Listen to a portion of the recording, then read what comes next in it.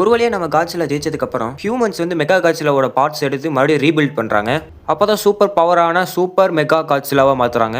இது பார்க்கவே ரொம்ப பயங்கரமாகவும் ரொம்ப பவர்ஃபுல்லாகவும் இருக்கிற மாதிரி காமிச்சிருப்பாங்க. அதுக்கு உடம்புல வந்து ஜெட் பேக்ஸ் அண்ட் ராக்கெட்ஸ்லாம் இருக்கிற மாதிரி இருந்திருக்கும். முன்ன விட இந்த ஃபைட் வந்து பார்த்தீங்கன்னா ரொம்ப டஃபாக போயிட்டு இருக்குது. ஹியூமன்ஸ் வந்து இந்த மெகா காட்சிலா மறுபடியும் உயிர் கொண்டு வரதுக்காக என்ன பண்ணியிருப்பாங்கன்னா ஒரு பழைய காட்சிலாவோட எலும்புலேருந்து தான் கொண்டு வந்திருப்பாங்க. டெக்னிக்கலி பார்த்தீங்கன்னா அதோட உடம்புல இன்னொரு காட்சிலா இருக்கிற மாதிரி தான். சண்டையோட நடுவிலேயே அந்த இறந்து போன காட்சிலாவோட நினைவுகள் திரும்ப வந்து அது நல்ல காட்சிலாவா மாதிரி திருந்திட்டு போயிருக்கு. அதுக்கப்புறம் தான் ஏபெக்ஸ் கம்பெனி வந்து என்ன பண்றாங்கன்னா இறந்து போன கிங் கிடாராவோட தலையை வச்சு ஏபெக்ஸ் கம்பெனி வந்து ரிசர்ச் பண்ணிட்டு இருந்திருக்காங்க. இவங்களோட முக்கியமான நோக்கமே காட்சிலாவை கொள்றதா தான் இருந்துச்சு. இவங்க இந்த மெகா காட்சிலாவை வந்து பல இடங்கள்ல வச்சு உருவாக்கிட்டு இருந்திருப்பாங்க. அதுக்கப்புறம் தான் எல்லாத்தையும் ஒன்று சேர்த்து காட்சிலாவோட சண்டை வர்ற மாதிரி வச்சிருந்திருப்பாங்க. இப்போ இந்த மெகா காட்சிலாவை கட்டுப்படுத்துறது வந்து பாத்தீங்கன்னா ஒரு ஹியூமனா தான் இருந்திருக்கும். ஆனா எப்படி கிங் கிடார் வந்து அந்த மெகா காட்சிலாவை கட்டுப்படுத்துன்னு பாத்தீங்கன்னா நான் முன்னே சொல்லியிருந்தேன்ல அந்த பழைய காட்சிலாவோட எலும்பு துண்டுல இருந்து மெகா காட்சிலா உருவாக்கி இருப்பாங்க. அப்பவே அந்த பழைய மெகா காட்சிலாவோட நினைவுகள் திரும்ப வந்திருக்கும். அதே மாதிரி தான் இந்த கிங் கிடாராவோட நினைவுகள்லாம் திரும்ப வந்திருக்கும். அதுக்கப்புறம் தான் ரெண்டு பேர்த்தோட சண்டை போட்டு அது தோத்துரும். இவ்வளவு நேரம் பொறுமையா இருந்து நான் சொல்றதை கேட்டதுக்கு ரொம்ப நன்றி. இந்த மாதிரி மோர் கண்டென்ட்ஸ் தேவைப்பட்டுச்சுன்னா நம்ம சேனலை சப்ஸ்கிரைப் பண்ணிட்டு பக்கத்துல இருக்க பெல் ஐக்கான் அமைக்கி விட்டு ஆல்ல கொடுத்துங்க. அப்பனா தான் நம்ம போடுற வீடியோ உடனுக்குடனே உங்களுக்கு நோட்டிஃபிகேஷன் வந்துடும். பாய்.